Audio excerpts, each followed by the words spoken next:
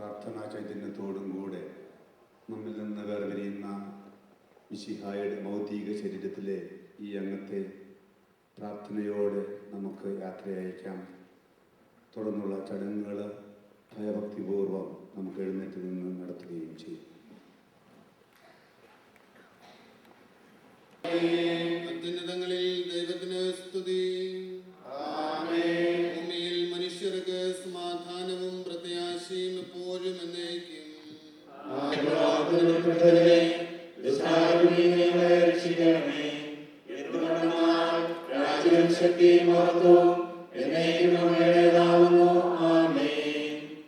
കർത്താവേ, നിന്നെ ഞങ്ങൾ ആരാധിക്കുകയും നിന്റെ കാരുണ്യത്തെ പുകഴ്ത്തുകയും മഹനീയമായ ത്രിത്വത്തിന്റെ നിഗൂഢമായ ശക്തിയെ സ്തുതിക്കുകയും ചെയ്യുന്നു.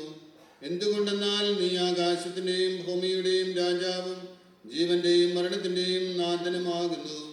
പിതാവും പുത്രനും പരിശുദ്ധാത്മാവുമായ സർവേശ്വര. മനുഷ്യജീവിതം പുൽക്കൊടിക്ക് തുല്യമാകുന്നു. മരിച്ചവരെ ഏൽപ്പിക്കുന്നവനെ നിന്റെ തിരുനാമത്തിന് സ്തുതി.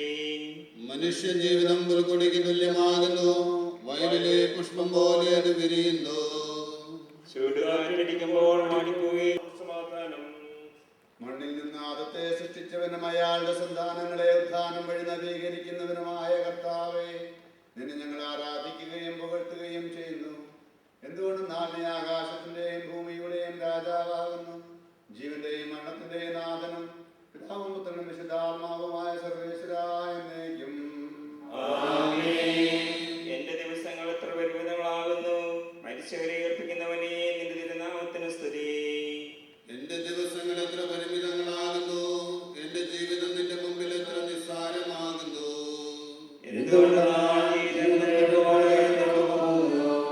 മനുഷ്യനോ നിക്ഷേപം കൂട്ടുന്നു, അതാർക്ക് വേണ്ടിയാണെന്ന് അവൻ അറിയുന്നില്ല.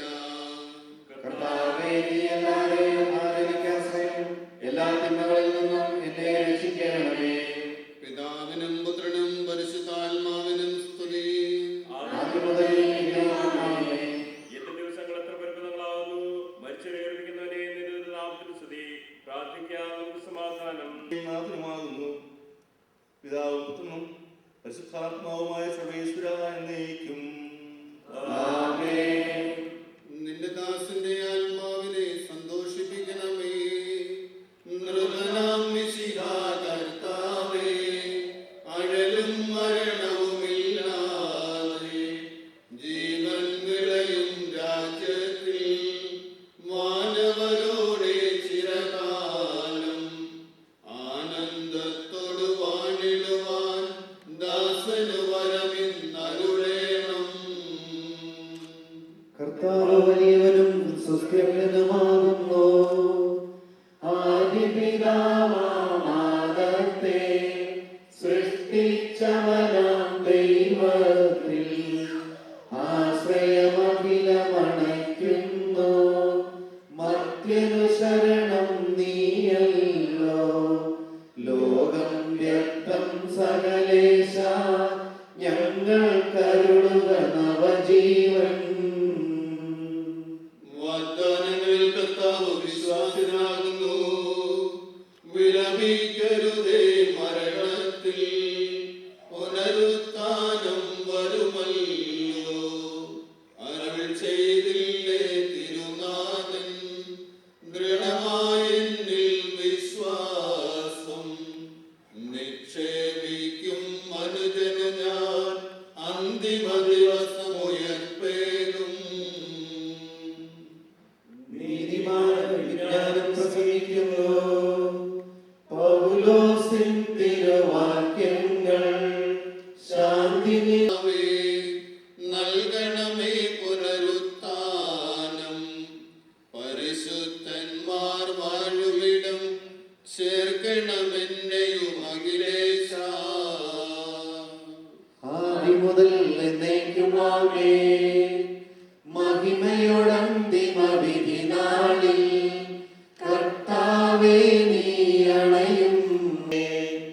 നൽകണമേ നിത്യായുസ്സിൻ പരമോന്നതമാം പരിവേഷം. എന്റെ സഹോദരരെ, വിശുദ്ധ പൗലോസ് തെസ്സലോനിക്കയിലെ സഭ്യാശയില്ലാത്തവരെ പോലെ നിങ്ങൾ ദുഃഖിക്കരുതെന്ന് ഞാൻ ആഗ്രഹിക്കുന്നു. ഈശോ മരണശേഷം ഉയർത്തെഴുന്നേറ്റു എന്ന് നാം വിശ്വസിക്കുന്നു. അങ്ങനെ തന്നെ ദൈവം ഈശോയിൽ മരിച്ചവരെയും അവനോടുകൂടി ഉയർപ്പിക്കും. നമ്മുടെ കർത്താവ് ആഗതനാകുമ്പോൾ ജീവിച്ചിരിക്കുന്നവർ മരിച്ചവർക്ക് മുമ്പേ കടക്കുകയില്ല എന്ന് നമ്മുടെ കർത്താവിൻ്റെ വാക്കുകളിൽ ഞങ്ങൾ നിങ്ങളെ അറിയിക്കുന്നു. എന്തുകൊണ്ടെന്നാൽ നമ്മുടെ കർത്താവ് അധികാരത്തോടും പ്രധാന മാലാഹയുടെ ശബ്ദത്തോടും ദൈവത്തിൻ്റെ കാഹളത്തോടും കൂടെ സ്വർഗത്തിൽ നിന്ന് എഴുന്നള്ളി വരും. മിശിഹായിൽ മരിച്ചവർ ആദ്യം ഉയർത്തെഴുന്നേൽക്കും. അപ്പോൾ ജീവിച്ചിരിക്കുന്നവരായ നാം കർത്താവിൻ്റെ എതിരേൽപ്പിനായി അവരോടുകൂടെ മേഘങ്ങളിൽ എടുക്കപ്പെടും. നാം എന്നും കർത്താവിനോടുകൂടെ ആയിരിക്കുകയും ചെയ്യും. ആകയാൽ ഈ വാക്കുകളാൽ നിങ്ങൾ പരസ്പരം ആശ്വസിപ്പിക്കുകയും കർത്താവേ, രക്ഷകൻ അറിയിച്ച നമ്മുടെ കർത്താവ് ഈശോ മിശിഹായുടെ പരിശുദ്ധ സുവിശേഷം നമ്മുടെ കർത്താവായ മിശിഹായെ സ്തുതി. എന്നിലേക്ക് പ്രവേശിച്ചു കഴിഞ്ഞിരിക്കുന്നു. സത്യമായി ഞാൻ നിങ്ങളോട് പറയുന്നു, മരിച്ചവർ ദൈവപുത്രന്റെ ശബ്ദം കേൾക്കുകയും അത് കേൾക്കുന്നവർ ജീവിക്കുകയും ചെയ്യുന്ന സമയം അടുത്തിരിക്കുന്നു. അല്ല, അത് വന്നു കഴിഞ്ഞു. എനിക്ക് കർത്താവാകുവാനുള്ള അധികാരവും അവന് കൊടുത്തിരിക്കുന്നു. നിങ്ങൾ ഇതിൽ വിസ്മയിക്കേണ്ട. എന്തുകൊണ്ടെന്നാൽ പ്രിയപ്പെട്ടവരെ, വിശുദ്ധ പൗലോസ്ലീഹ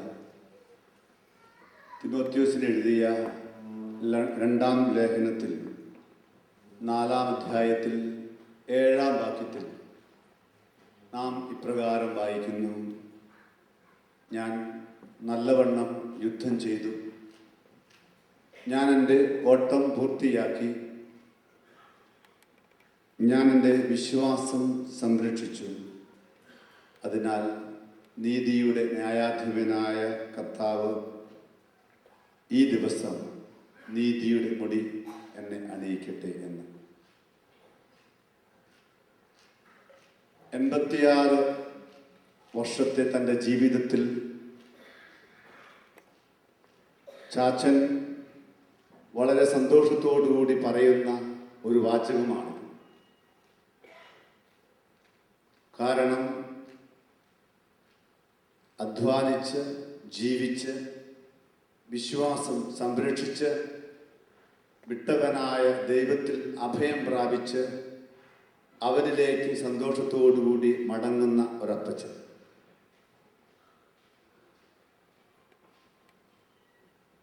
ഈ അപ്പച്ചൻ്റെ വേർപാടിൽ വേദനിക്കുന്ന എലിയാമ്മ ചേച്ചി,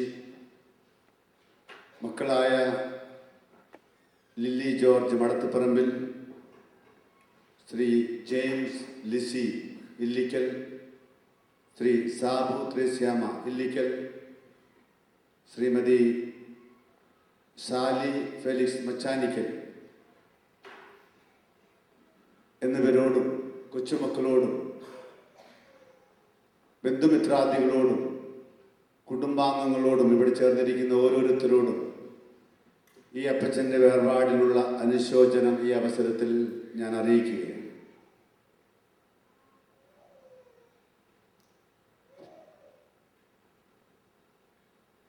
മക്കള്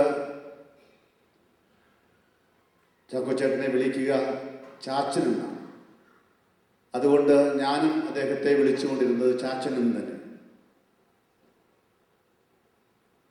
ചാച്ചനെ കാണുമ്പോഴൊക്കെ ഞാൻ ചോദിക്കും, എന്താണ് വിശേഷമെന്ന്. അപ്പോൾ ചാച്ചൻ പറയുന്ന ഒരു വാചകമുണ്ട്: അടുത്തയാഴ്ച നാട്ടിൽ പോകണം. എപ്പോഴും പറയുന്നതാണ്, അടുത്തയാഴ്ച നാട്ടിൽ പോകണം. ഞാൻ പറയും, മക്കള് 4 പേരും ഇവിടെയാണ്, കൊച്ചുമക്കൾ ഇവിടെയാണ്, കുടുംബാംഗങ്ങൾ ഇവിടെയുണ്ട്, പിന്നെ എന്തിനാണ് നാട്ടിൽ പോകുക? ഇല്ല, അവിടെയല്ലേ ഞാൻ ജനിച്ചത്, അങ്ങോട്ട് പോകണമെന്നാണ് എൻ്റെ ആഗ്രഹമെന്ന്. ഞാൻ പറയും, വേണ്ട, അങ്ങനെയൊന്നും ചിന്തിക്കേണ്ടതില്ല. കാരണം ഇവിടെയാണ് ചാച്ചൻ്റെ സുഖമായിട്ടുള്ള നിലനിൽപ്പ്, ഇവിടെയാണ് മക്കളുള്ളത്. അതുകൊണ്ട് ഇവിടെ തന്നെ ആയിരിക്കുന്നതാണ്. നാട്ടിലേക്ക് പോകുന്നതിൻ്റെ ആവശ്യമൊന്നുമില്ല. അതൊന്നുമില്ല, 2 ആഴ്ച കഴിയുമ്പോൾ പോകണം, മക്കളെ ആരെങ്കിലും കൂട്ടി പോകണമെന്നൊക്കെ എപ്പോഴും പറയാറുണ്ട്. അസുഖം പിടിപെടുന്നതിന് മുമ്പ് ഒരു 2 ആഴ്ച മുമ്പ് ഞാൻ സാബു ചേട്ടൻ്റെ വീട്ടിൽ മാതാപിതാക്കന്മാരെ കാണാൻ വേണ്ടി ചെന്നു. വളരെ യാദൃശ്ചികമായിട്ടാണ് പോയത്. അവിടെ ചെന്നപ്പോൾ അവർ ഇരുവരും അവിടെ ഉണ്ട്. വർത്തമാനം പറഞ്ഞ കൂട്ടത്തിൽ സാബു ചേട്ടൻ്റെ വീടിൻ്റെ പുറകെ എന്നെ കാണിച്ചുകൊണ്ട് പറഞ്ഞു, ഞാനിതാ കപ്പയൊക്കെ ഇടാനുള്ള എല്ലാ ശ്രമത്തിലാണ്. അവിടെ മുഴുവൻ നോക്കിയപ്പോൾ ആ പ്രദേശം മുഴുവനും കളച്ച് വൃത്തിയാക്കി ഒരു പുല്ല് പോലുമില്ലാതെ ഭംഗിയാക്കി വെച്ചിരിക്കുന്നു. എന്നിട്ട് പറഞ്ഞു, ഉടലെടുക്കണം, കപ്പയിടണം ഉടനെ തന്നെ. അതിനുശേഷം പറഞ്ഞു, ജെയിംസിൻ്റെ വീട്ടിലും കപ്പയിടണമെന്ന്. ഞാൻ മനസ്സിലാക്കുന്നതനുസരിച്ച് സാബു ചേട്ടൻ്റെ വീട്ടിൽ ഏതാണ്ട് 82 മൂട് കപ്പയോ ഇട്ടു എന്നാണ് മനസ്സിലാക്കുക. ഞാനിത് പറഞ്ഞത് ഈ അപ്പച്ചനെ അനുസ്മരിക്കുമ്പോൾ എനിക്ക് 2 കാര്യങ്ങളാണ് പ്രധാനമായും നിങ്ങളുടെ മുമ്പിൽ, മക്കളുടെയും ഇവിടെ കൂടിയിരിക്കുന്ന എല്ലാവരുടെയും മുമ്പിൽ വയ്ക്കുവാനുള്ളത്. നിങ്ങൾ അപ്പച്ചൻ്റെ ചാച്ചൻ്റെ മൃതശരീരം കാണുവാനായി വരുമ്പോൾ 2 കാര്യങ്ങൾ പ്രത്യേകമായി ശ്രദ്ധിക്കണം. മക്കൾ വെച്ചതാണ്. അപ്പച്ചൻ്റെ കയ്യിൽ കുരിശ് രൂപം വെച്ചിട്ടുണ്ട്, കൂടാതെ ഒരു റോസപുഷ്പവും വെച്ചിട്ടുണ്ട്. വളരെ പ്രതീകാത്മകമായി ചാച്ചൻ്റെ ജീവിതത്തെ കാണുകയാണ് ഞാൻ അവിടെ. ഞാൻ പറഞ്ഞു, അദ്ദേഹം കപ്പയൊക്കെ ഇടാൻ വേണ്ടിയിട്ട് ഏറെ അധ്വാനിച്ചു എന്ന്. ഈ ലോക ജീവിതം മുഴുവനും അത്യധ്വാനം ചെയ്ത ഒരു വ്യക്തിത്വത്തിൻ്റെ ഉടമയായിരുന്നു നമ്മുടെ മുമ്പിൽ ഈ ശവമഞ്ചത്തിൽ കിടക്കുന്നത്. ധാരാളം അധ്വാനം ചെയ്തു. തൻ്റെ 86-ാമത്തെ വയസ്സിലും കുടുംബത്തിന് വേണ്ടി, കുടുംബത്തിൻ്റെ ഭദ്രതയ്ക്ക് വേണ്ടി, നന്മയ്ക്ക് വേണ്ടി, തൻ്റെ മാതാപിതാക്കന്മാരുടെ മാതൃക പിന്തുടർന്നുകൊണ്ട് അധ്വാനശീലം തുടർന്നു കൊണ്ടുവരുന്ന ഒരു വ്യക്തിയായിരുന്നു. ഞാൻ അഭിമാനത്തോട് പറയട്ടെ, മക്കൾ 4 പേരും ആ അധ്വാനശീലം കൈമുതലായി കൊണ്ടു നടക്കുന്നു എന്നുള്ളത് അവരുടെ ഉയർച്ചയുടെയും വളർച്ചയുടെയും വലിയ നിദാനമായി ഞാൻ കാണുകയും, ഈ അധ്വാനത്തിൻ്റെ ഫലം എന്ന രീതിയിലാണ് അദ്ദേഹം തൻ്റെ കൈകളിൽ ഒരു റോസാപുഷ്പം പിടിച്ചുകൊണ്ടിരിക്കുക. ഞാൻ മനസ്സിലാക്കുന്നതനുസരിച്ച് പുഷ്പത്തോട്, പൂക്കളോട് അഭേദ്യമായ ബന്ധമായിരുന്നു അദ്ദേഹത്തിനുണ്ടായിരുന്നത്. ഒരു പുഷ്പം ഉണ്ടാകുന്നതിന് മുമ്പ് ചെടി വെക്കണം, അത് നനയ്ക്കണം, അതിന് വളമിടണം, അതിന് ആവശ്യമായ എല്ലാ സംവിധാനങ്ങളും ചെയ്തു കൊടുക്കണം. അതിനുശേഷം ആ പുഷ്പം അൾത്താരയിൽ വണക്കത്തിനായിട്ട്, അല്ലെങ്കിൽ കർത്താവിൻ്റെ തിരുസ്വരൂപത്തിൻ്റെ മുമ്പിൽ അൾത്താരയിൽ എത്തുമ്പോഴാണ് ആ പുഷ്പത്തിൻ്റെ മനോഹാരിതയും പുഷ്പത്തിൻ്റെ നന്മയും നറുമണവും ഒക്കെ ഏവരും അനുഭവിക്കുന്നത്. എന്ന് പറഞ്ഞതുപോലെ തൻ്റെ അധ്വാനത്തിലൂടെ തൻ്റെ ജീവിതമാകുന്ന പുഷ്പത്തെ, തൻ്റെ ജീവിതമാകുന്ന ഈ ലോക ജീവിതത്തെ ദൈവസന്നിധിയിൽ ഒരു പുഷ്പമായി സമർപ്പിക്കുവാൻ, അനേക വർണ്ണങ്ങളുള്ള നല്ല നറുമണം പുലർത്തുന്ന ഒരു പുഷ്പമായി ദൈവത്തിൻ്റെ മുമ്പിൽ അർപ്പിക്കുവാൻ ഈ ചാച്ചന് സാധിച്ചു എന്നുള്ളത് മക്കളോടൊത്ത് അഭിമാനത്തോടുകൂടി ഞാനും ഓർക്കുകയാണ്. അപ്പോൾ ഈ അധ്വാനശീലം ദൈവത്തിനു മുമ്പിൽ നറുമണം പരത്തുവാൻ, പരിമളം പരത്തുവാൻ, അതോടൊപ്പം തന്നെ സൗരഭ്യം പരത്തുവാൻ സാധിക്കുന്ന വ്യക്തിത്വങ്ങളായി അനുദിന ജീവിതത്തിൽ നാം അത്യധ്വാനം ചെയ്യണമെന്ന് ഈ അപ്പച്ചൻ ശവമഞ്ചത്തിൽ കിടന്നുകൊണ്ട് മൂകമായ ഭാഷയിൽ നമ്മോട് പറയുകയാണ്. രണ്ടാമതായിട്ട് അപ്പച്ചന്റെ കൈവശമുള്ളത് ഒരു കുരിശാണ്. ആ കുരിശില് 2 കൈകളും കൂപ്പിപ്പിടിച്ച ഒരു രൂപം കൂടിയുണ്ട്. നിങ്ങൾ ശ്രദ്ധിച്ചാൽ കാണാം. വളരെ പ്രതീകാത്മകമായി അതിനെയും ഞാൻ കാണുകയാണ്. മക്കളും മരുമക്കളും ഒക്കെ പറഞ്ഞത് ഞാൻ കേട്ടു. പള്ളിയിൽ ഞായറാഴ്ചയാണെങ്കിൽ പള്ളിയിൽ പോകാമെന്ന് ചാച്ച എന്ന് പറഞ്ഞു കഴിഞ്ഞാൽ ഉടനെ ഉടുപ്പും ഡ്രസ്സും ഒക്കെ ഇട്ട് പോകാൻ ഇറങ്ങുകയാണ്. അതെ, സാധാരണ ഒരു ക്രൈസ്തവനെ സംബന്ധിച്ചിടത്തോളം അവന്റെ ജീവിതം അൾത്താര അഭിമുഖമാണ്, അൾത്താരയിൽ കേന്ദ്രീകൃതമാണ്. ഞാൻ ഉറച്ചു പറയും, ചാച്ചൻ അൾത്താരയിൽ കേന്ദ്രീകൃതമായി തന്റെ വിശ്വാസം സംരക്ഷിച്ച ഒരു വ്യക്തിയാണ്. വിശുദ്ധ പൗലോസ്ലീഹ പറഞ്ഞു, ഞാൻ എൻ്റെ ഓട്ടം പൂർത്തിയാക്കി, ഞാൻ എൻ്റെ യുദ്ധം അവസാനിപ്പിക്കുന്നു, ഞാൻ എൻ്റെ വിശ്വാസം കാത്തു സംരക്ഷിച്ചു എന്ന് പറയുന്നു. അതെ, തൻ്റെ ഈ ലോകത്തിലെ അധ്വാനം മുഴുവനും മതിയാക്കിയിട്ട് ദൈവപിതാവിന്റെ സന്നിധിയിലേക്ക് പോകുകയാണ്. അതോടൊപ്പം തന്നെ തനിക്ക് പൈതൃകമായി ലഭിച്ച ക്രൈസ്തവ വിശ്വാസം അഭംഗുരം കാത്തുപരിപാലിക്കുവാൻ ഈ ലോക ജീവിതത്തില് അദ്ദേഹത്തിന് സാധിച്ചു. തീർച്ചയായും മക്കളും നാമുമൊക്കെ ഈ മരണത്തിന്റെ മുമ്പിൽ നിൽക്കുമ്പോൾ ഇതുപോലെ മാമോദീസായിലൂടെ, മറ്റു കൂദാശകളിലൂടെ, പ്രാർത്ഥനകളിലൂടെ, ഭക്താനുഷ്ഠാനങ്ങളിലൂടെ നമുക്ക് കൈമുതലായി ലഭിച്ച ക്രൈസ്തവ വിശ്വാസം ഒരു അണുവിട പോലും വ്യതിചലിക്കാതെ കൊണ്ടു നടക്കുവാൻ തന്റെ കൈകളിൽ മുറുകെ പിടിച്ചിരിക്കുന്ന ഈ കുരിശു രൂപത്തിലൂടെ ഈ ചാച്ചൻ നമ്മെ ഓർമ്മപ്പെടുത്തുകയാണ്. മക്കളോടും ഇവിടെ കൂടിയിരിക്കുന്നവരോടും ഈ ചാച്ചൻ പറയുന്നത് അത് തന്നെയാണ്. ഞാൻ എൻ്റെ വിശ്വാസം പൂർത്തിയാക്കി, ഞാൻ എൻ്റെ വിശ്വാസം സംരക്ഷിച്ചു. അൾത്താരയിൽ നിന്ന് ലഭിക്കുന്ന ആത്മീയ ചൈതന്യമായിരുന്നു എൻ്റെ ഈ ലോക ജീവിതത്തിന്റെ പാഥേയമായി ഞാൻ ഉൾക്കൊണ്ടിരുന്നത്. നിങ്ങളും ഇത് സ്വീകരിക്കുക എന്ന് മൂകമായ ഭാഷയിൽ ഈ അപ്പച്ചൻ നമ്മോട് ഓർമ്മപ്പെടുത്തുകയാണ്. ആ ഓർമ്മപ്പെടുത്തലുകൾ ഹൃദയത്തിലും മനസ്സിലും കോറിയിട്ടുകൊണ്ട് തുടർന്നുള്ള മക്കളെ 4 പേരെയും അവരുടെ കുടുംബാംഗങ്ങളെയും വളരെ പ്രത്യേകമായി ഞാൻ അഭിനന്ദിക്കുകയാണ്. ബ്രാൻഡൻ ഹോസ്പിറ്റലിൽ വെച്ച് ഡോക്ടർമാരുടെ നിർദ്ദേശമനുസരിച്ച് ഏതെങ്കിലും വൃദ്ധസദനത്തിലോ ഹോസ്പൈസിലോ മറ്റേ വീട്ടിലോ കൊണ്ടുപോകുന്നതാണ് ഉചിതമെന്ന് പറഞ്ഞപ്പോൾ അവരെടുത്തൊരു തീരുമാനമുണ്ട്. ഞങ്ങളുടെ ചാച്ചനെ ഞങ്ങളുടെ വീട്ടിലേക്ക് കൊണ്ടുപോകുമെന്ന്. കൊണ്ടുപോകുക മാത്രമല്ല, അവർ 4 പേരും ജോലിയൊക്കെ മാറ്റിവെച്ചിട്ട് അവരുടെ 4 പേരും അവരുടെ ഭാര്യ ഭർത്താക്കന്മാരും ഒക്കെ ജോലിയൊക്കെ സാധിക്കുന്നിടത്തോളം മാറ്റിവെച്ചിട്ട് പൂർണ്ണ സമയവും ഈ ചാച്ചനോടൊപ്പം ആയിരിക്കുവാൻ ശ്രമിച്ചത് ഞാൻ വളരെ സൂക്ഷ്മതയോടുകൂടി നിരീക്ഷിക്കുകയായിരുന്നു. ജെയിംസ് ചേട്ട, സാബു ചേട്ട, ലില്ലി ചേച്ചി, സാരി ചേച്ചി, എല്ലാം ചേച്ചി, തീർച്ചയായിട്ടും നിങ്ങൾക്ക് അഭിമാനിക്കാം. നിങ്ങളുടെ ഭർത്താവിൻ്റെ അല്ലെങ്കിൽ നിങ്ങളുടെ പിതാവിൻ്റെ അന്തിമ നാളുകളിൽ വളരെ നല്ല രീതിയിലുള്ള ശുശ്രൂഷ കൊടുക്കുവാൻ നിങ്ങൾക്ക് ഭാഗ്യം ലഭിച്ചു, അല്ലെങ്കിൽ നിങ്ങൾക്ക് അതിന് സാധിച്ചു എന്നതിനെ ഓർത്ത് ദൈവത്തിന് നന്ദി പറയുകയും ഒപ്പം അതിന് അപ്പച്ചൻ നിങ്ങൾക്ക് അവസരം നൽകി.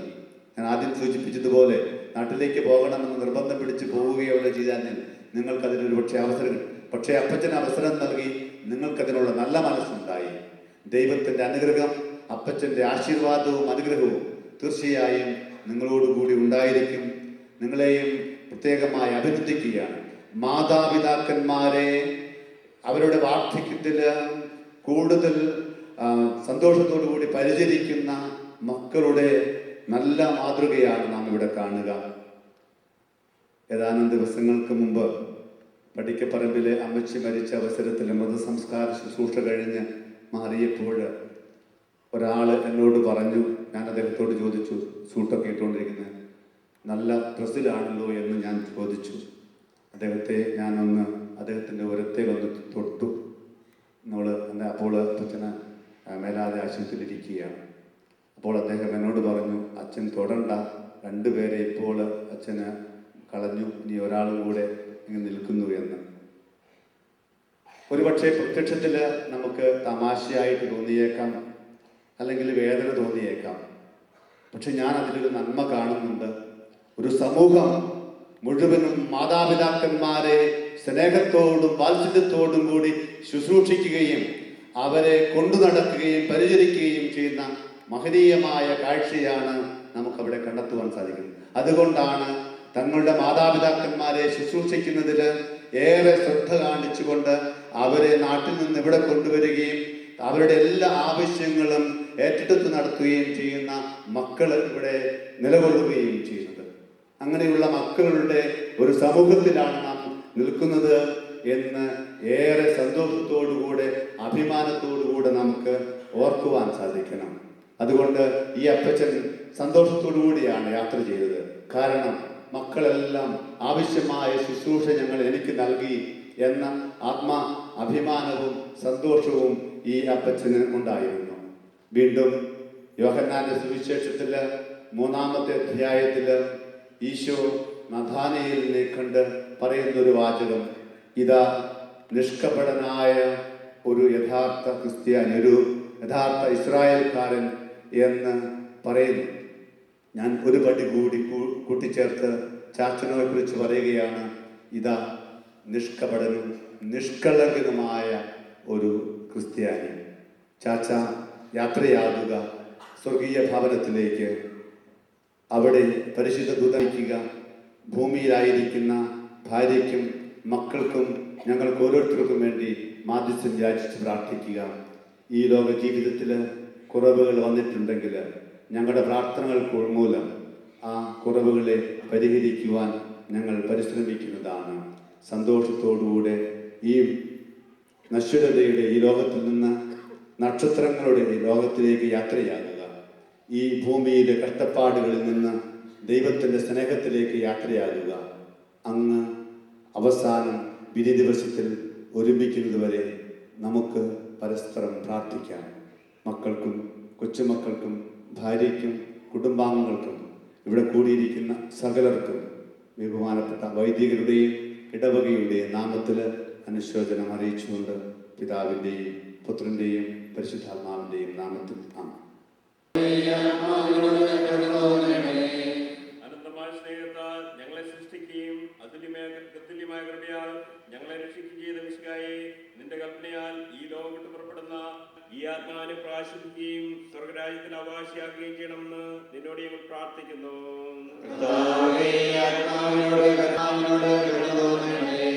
കരുണാനിധിയും പാവങ്ങൾ പൊറുക്കുന്നവനുമായ മിശിഹായേ, നിന്റെ ദാസൻ ചാച്ചന്റെ പാവങ്ങൾ പൊറുക്കുകയും ചാച്ചന്റെ കുടുംബാംഗങ്ങളെയും ചർച്ച മരണം വരുമൊരു നാൾ ഓർക്കുക മർത്യാനീ,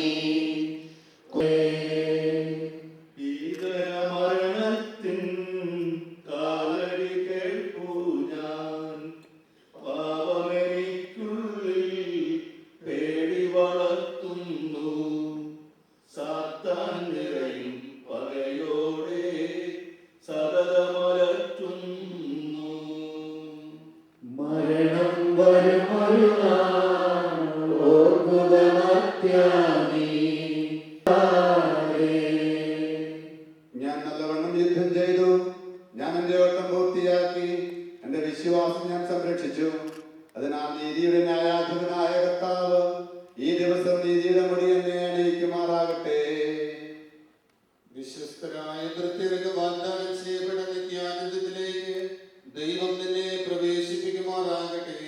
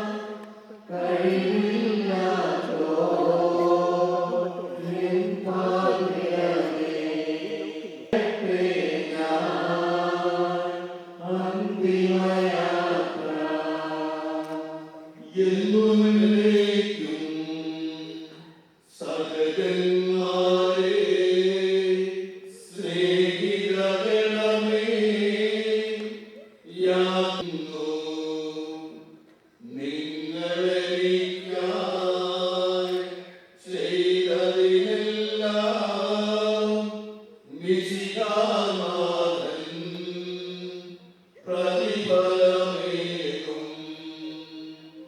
എന്റെ പ്രാർത്ഥന നിന്റെ പകരത്തെ പ്രാർത്ഥിപ്പതിനായി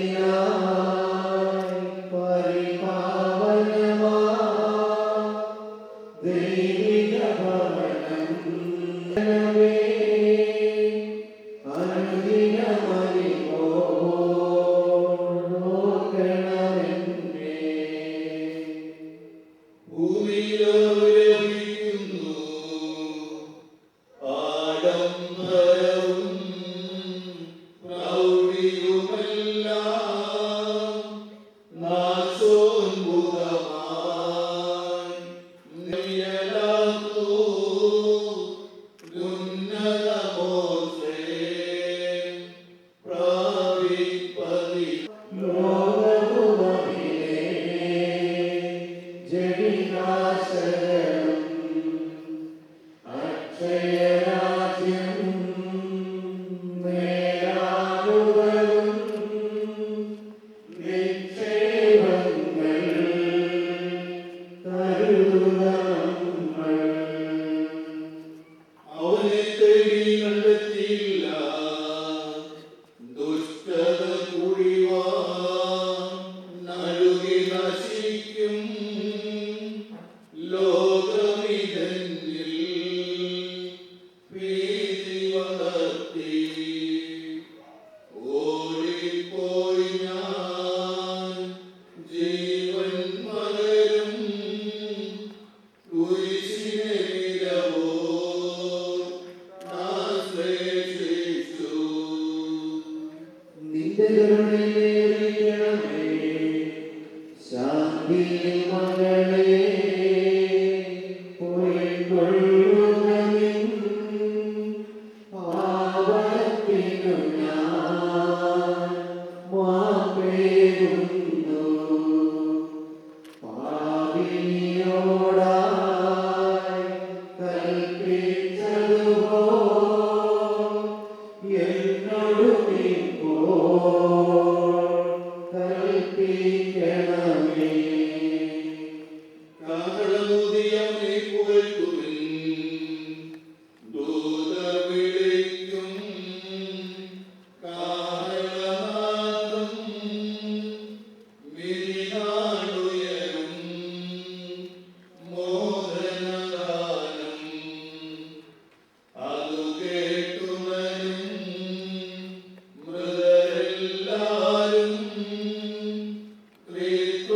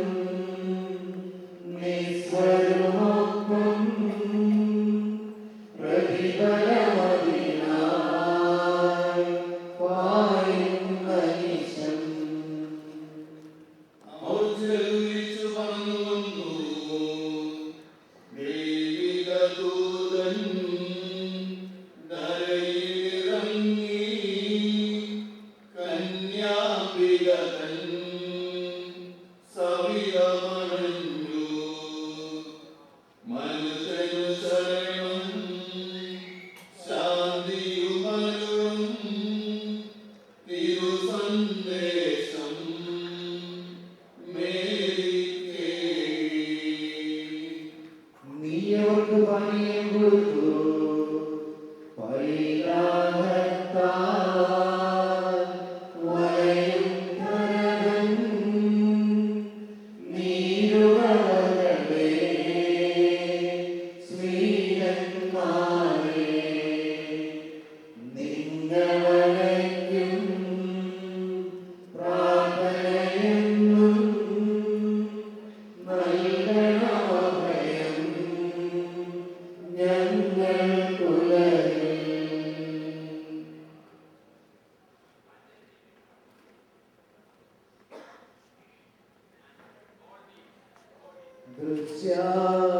ദൃശ്യങ്ങൾ സകലം തീർത്തോനെ നാഥ സകലേശ നിൻ സാദൃശ്യത്തിൽ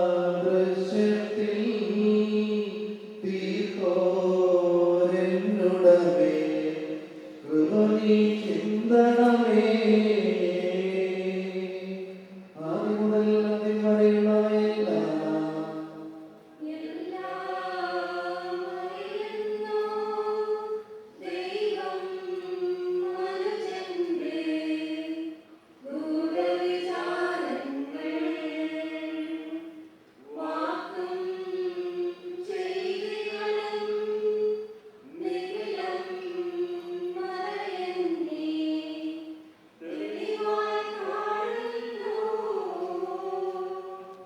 ഹൃദയങ്ങൾ നീ പരിശോധിക്കുന്നു സ്ഫുടമായി നിൻ മുൻപിൽ കണ്ടു ഭുവനത്തിൻ തിന്മകളെല്ലാം നീ പെരുകി പാവങ്ങൾ ഫലമായി പീഡകളും തിങ്ങി നിറഞ്ഞല്ലോ.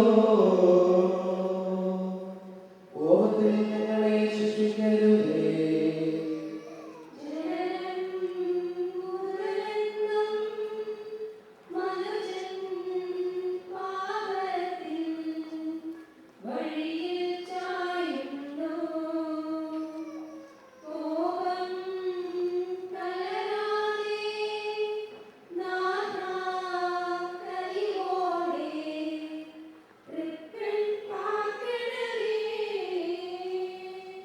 കണ്ണുനീരുകൊണ്ടെന്റെ കിടന്ന് ഞാൻ നനച്ചു. നാഥാ, പാപിയാ മറിയം മിഴിനീരിൽ പാദം കഴുകുമ്പോൾ ഹൃദയം തരളിതമായി സദാ പാതുലമായി പൊറുതിയവൾ കരുളി.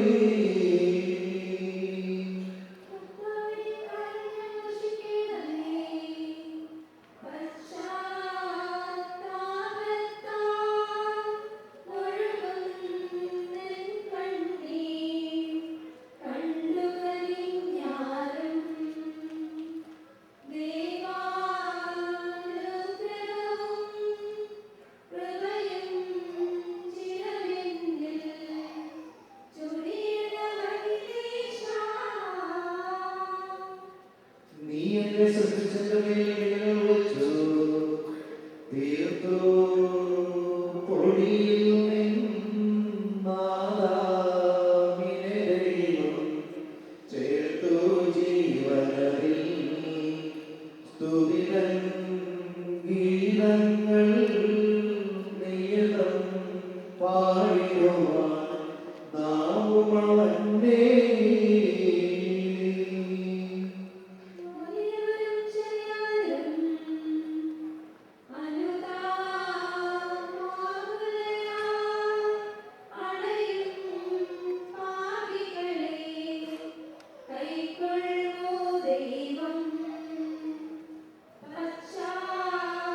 പശ്ചാത്താപത്തിൻ കണ്ണീർ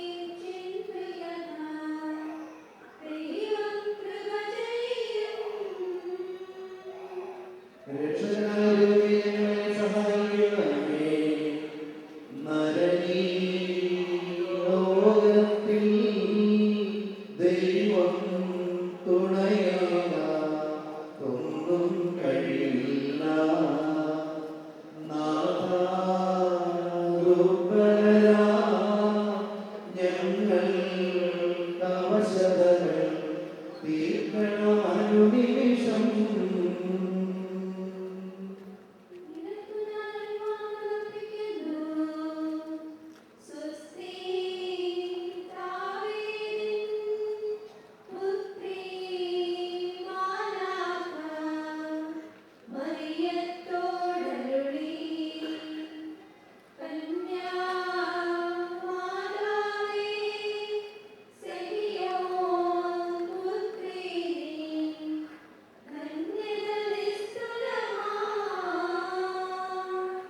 കർത്താവിനെ പ്രാർത്ഥിച്ച് ശക്തരാകുവിൻ. നിറയും മോദമോടെ വാനിൽ വാണരുളും പരിശുദ്ധന്മാരെ. കൃപയും മോചനവും ഞങ്ങൾ നേടുവാൻ നിരന്തരം പ്രാർത്ഥിപ്പിൻ.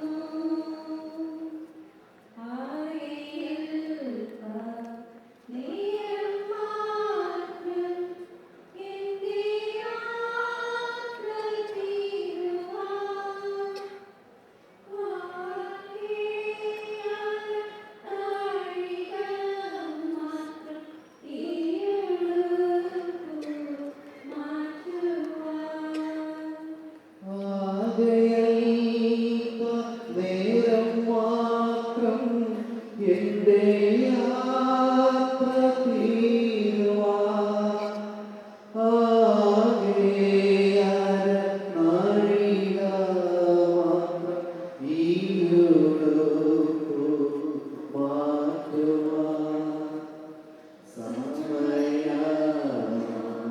സമയത്തിൽ സ്വർഗ്ഗയാത്ര ചെയ്യുന്നു. എൻ സ്വദേശം കാൺമതിനായി ഞാൻ തനിയെ പോകുന്നു.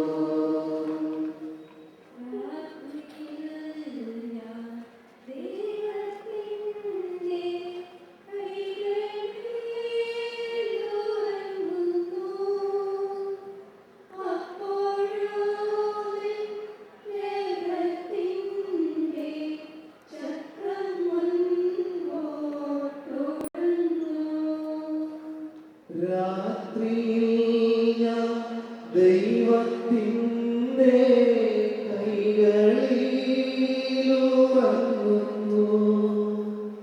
അപ്പോഴും രഥത്തിൻ്റെ ചക്രം മുൻപോട്ടോടുന്നു.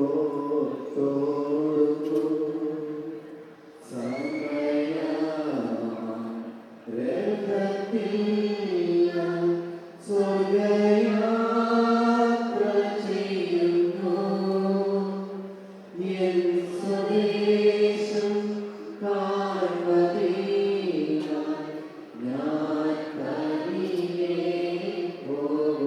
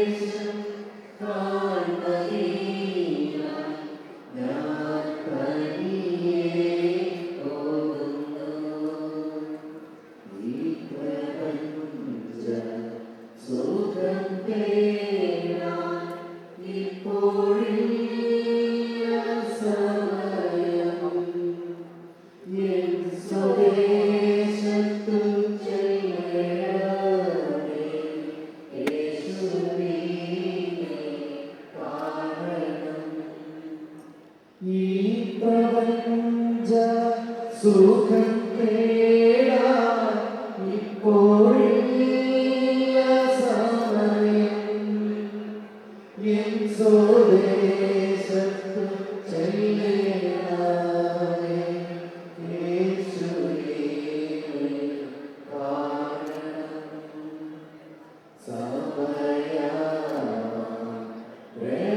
സമയത്തില്ല സുഖയാത്ര ചെയ്യുന്നു എൻ സ്വദേശം കാണുന്നില്ല ഞാൻ തനിയെ പോകുന്നു ആകെയല്ല നേരം മാത്രം എൻ്റെ യാത്ര തീരുവാൻ ആകെയര നാഴിക മാത്രം ഈയുടുപ്പ് മാറ്റുവാൻ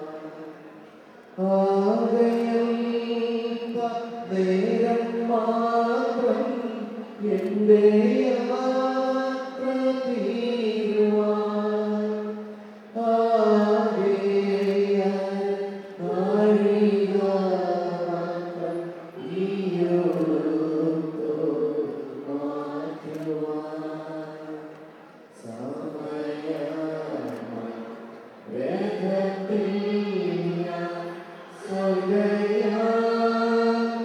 ചെയ്യുന്നു എൻ സ്വദേശം കാണുന്നില്ല ഞാൻ തനിയെ പോകുന്നു